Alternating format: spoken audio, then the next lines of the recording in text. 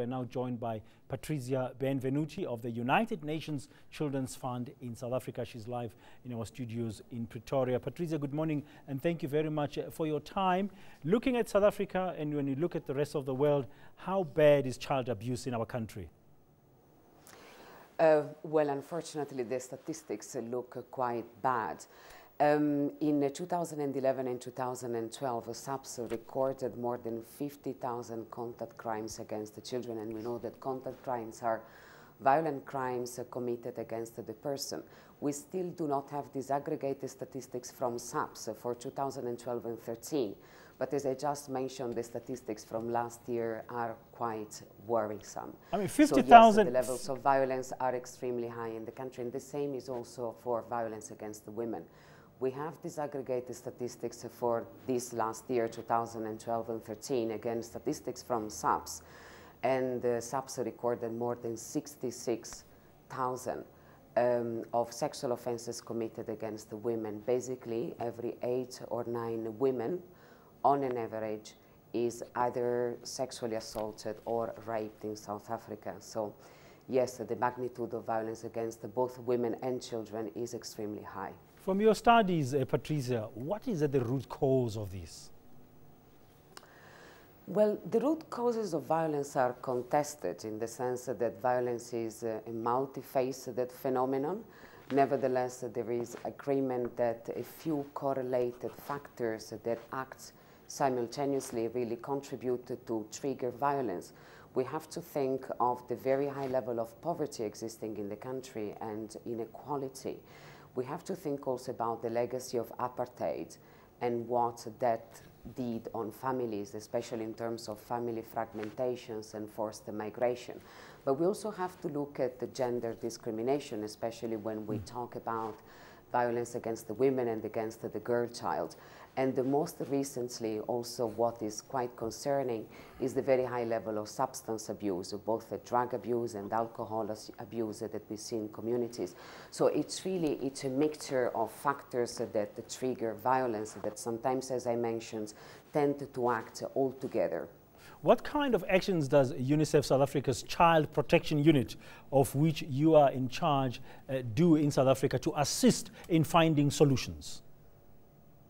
Yes, well, first of all, as you rightly said, UNICEF doesn't work on its own. Our responsibility, our mandate and our role is really to support both government and civil society to make sure that programs, especially on violence against the women and children, are adequately planned, resourced, and then implemented and monitored. UNICEF also provides support, technical support to government in the legislation formulation process to make sure that the legislation are not only fully in line with the international obligations that South Africa made by signing different treaties and conventions, but also to make sure that they respond to the real needs on the ground. And then, of course, as I mentioned, we also provide the support in implementing specific programs. A few years back, actually last year, we just completed an interesting collaboration with the national prosecuting authorities, and we supported the establishment of Thuthuzela centers. The word Thuthuzela means comfort, and the Thuthuzela centers are one-stop crisis centers for victims of sexual violence. So this has been the role of UNICEF, and of course we are also strong advocates, so we try also to raise awareness on the issue. Also in the framework of this specific 16 days campaign on activism on GBV, but also throughout the years here. And UNICEF also plays quite an interesting role in trying to generate a new knowledge. Right now, for instance, we are about to shape a new partnership with the University of Cape Town, exactly to try to find out, to analyze the root causes of violence against women and children. Patrizia, it looks like it's a multifaceted approach there that you're doing as UNICEF. Just very briefly, when you look at the people that you're working with in South Africa, is there enough political will to do something about this, not just when we are marking the 16 days of activism, throughout the year? Do you find that there's political will in South Africa and willingness among all parties to resolve child abuse? It's a very good question. I think this is really my personal observation. I think the political will is there. Also, President Zuma in opening the campaign, mentioned very clearly that in South Africa, violence against women and children has no place and that all forms of violence should not be tolerated. Also, in opening the campaign, Minister Lulu from the Department of Women, Children and People with Disability clearly mentioned that these very high levels of violence are eroding the gains that South Africa made during the democracy and during the complex social transformation process that the country is undertaking. So I think the political will is there.